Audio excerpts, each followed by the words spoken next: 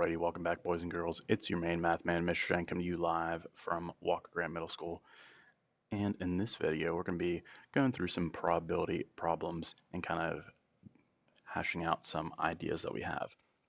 So as a reminder, make sure you are seeing how this works. So anytime we have a probability of an event, and let me be more specific with that. Let's talk about the theoretical probability first. So when you have the theoretical probability of an event, again, you're going to say it's the number of favorable outcomes. And where do you get that from? Well, for instance, in the first problem right here, you're saying you're looking for the number 6 on this board. So, for instance, that would be a favorable outcome. And then in your denominator, that is going to be the total number of possible outcomes. And so, for instance, it would look something like this. We would say, let me actually take and set this up. Let's actually have it like this. I'm going to say, all right, theoretical probability of rolling a 6. So it's going to be a probability of rolling or spinning, a 6 on the spinner. Well, it's going to be in our numerator, it's the number of spaces with a 6 on it. And we can see, using that spinner that is there, we can see that there's only one space. And so in our numerator, we're just going to have 1. So we're going to say this is going to be 1. And then in our denominator, what do we have? Well, we have the total number of spaces. So how many spaces are there? Well, we'd say that are numbered 1 through 8, and so there are 8 total spaces. And so that means that our ratio is going to be 1 over 8.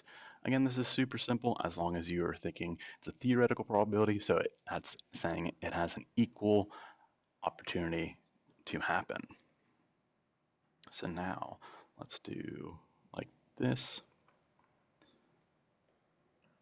So now I can say, all right, second one, as probability of rolling and landing, or spinning it and landing on an odd number. So we would say the probability of an odd number, so it's the number of odd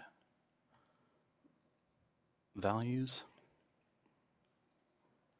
over, and then what do we have? Well, it's still the total number of spaces. How many odd numbers do we have? Well, let's find out. We have 1, 2, 3, 4. So we have 4 spaces that are odd with the total number of 8 spaces. And so we would write our fraction like this. We would say, all right, well, we're going to write it as 4 over 8, which we can simplify that by dividing by 4 over 4. And so we're going to say our reduced fraction is going to be 1 over 2, or 1/2. For number 3, it says a probability of landing on a space that is less than 3. Well, again, in your numerator, you're saying, okay, how many spaces are less than 3? So we find 3, and we're saying any number that is less than 3. So there are 2 spaces that are less than 3 out of the total of 8 spaces. And so we would have our fraction of 2 over 8, which we can reduce or simplify to 2 over 2. And so we're just going to have we're going to divide it by 2 over 2 and get a simplified fraction of 1/4. And then lastly, this one has been tricky for some people, but that's okay. That's what I'm here for. Let's just kind of draw this out. It's probability of spinning the spinner and landing on 12. So we would say, all right, I've seen some crazy answers, but some people have gotten it right. So we would say the number of spaces with a 12 on it out of the total number of spaces, like so. How many spaces on here are there with the number 12 on it? There are 0 spaces with the number 12 on it out of the total of 8.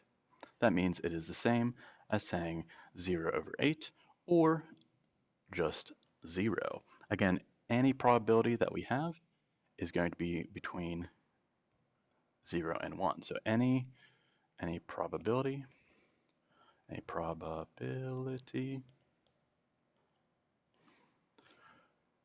will be between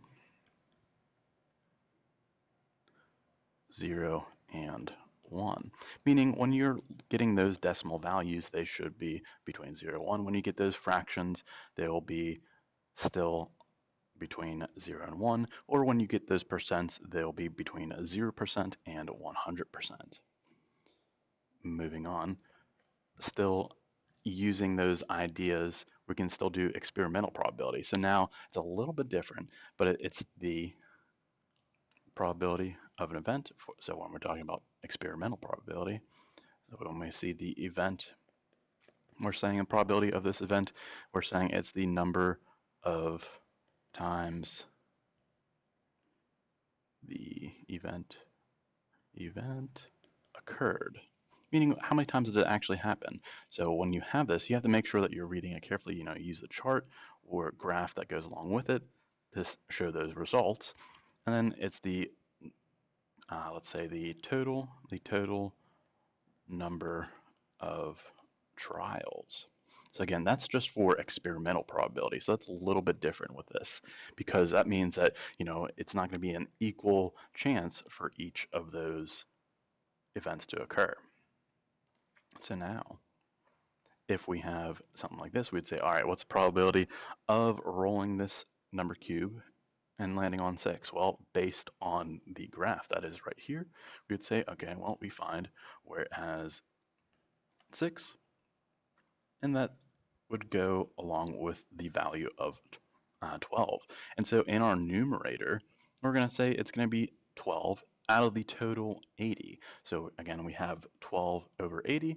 Again, we can divide by the greatest common factor of those two values, which is 4, and we end up with 3 over 20. So we divided by 4 over 4, and we got 3 over 20. For number 6, it says, what's the probability of getting a number that is greater than 3? Well, there are 3 numbers that are greater than 3, but their values that go along with it are 9, 13, and 12. So that means we have to add these numbers together to get our numerator.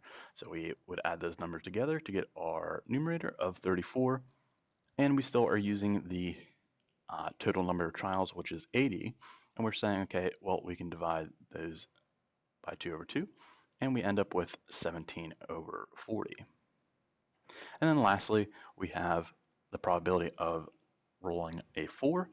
So we're going to say, well, where is that at? Well, we're going to say number rolled is going to be 4, and the value that goes along with it is 9. So it's our numerator would be 9, and our denominator would be 80. Again, this is for experimental probability. So now let's take and look at what happens when we have theoretical probability. So now, compare your results, and let's actually see. So again, when you're looking at this die, this is now the theoretical probability. So it's the just general chance of this happening. So again, we have to make sure we're doing it a little bit differently. So again, probability of an event. When we're talking about theoretical probability, it's the number of favorable outcomes over the total number of possible outcomes. So when you're thinking of a die, you're saying I have 6 sides of it on that number cube, which means each value has 1 space. And so very simply, I would say, well, for this first one, probability of rolling a 6 is very simply just 1 over 6, as there is one side that has a 6 on it, out of the total of 6 sides. So make sure you're seeing how that works. And then now we can say, all right, well, probability of a value greater than 3. Well, we would say that there's 3 sides that have a number greater than 3. We have 4, 5, and 6. So that's 3 sides out of the total of 6 sides. Again, we can reduce this fraction to 1/2 and we are good.